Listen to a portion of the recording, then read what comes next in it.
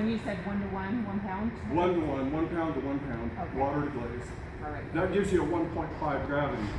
But now if you want 1.4, which I use my glazes between, if I have stiff glazes that don't run at all, I like 1.5.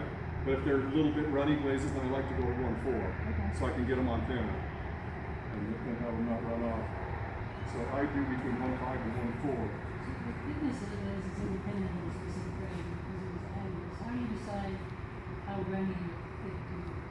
That comes from your own personal experience. So your methods and how you apply and how you fire.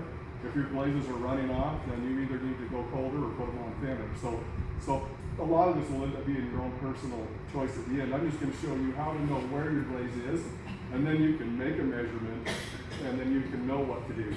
When you're just guessing, like when I was in high school, it was just stick your hand in there, and if it's on, then it's good to go. That's not scientific at all. And raw materials change. Like when they mine out of the ground, they're just digging rocks right out of the ground and grinding them up. And they change from time to time, or sometimes the mine runs out and they have to go somewhere else.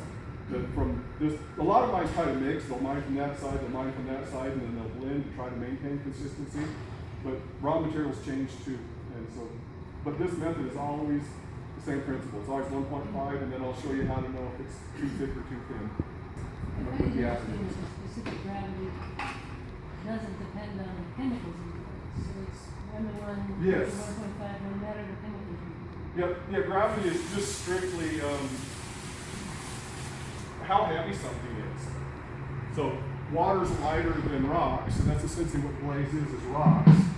So you mix those two together, you change the weight of the whole, the 100% of what you have, because the water's lighter, so the more water you add, the lighter that same volume will get.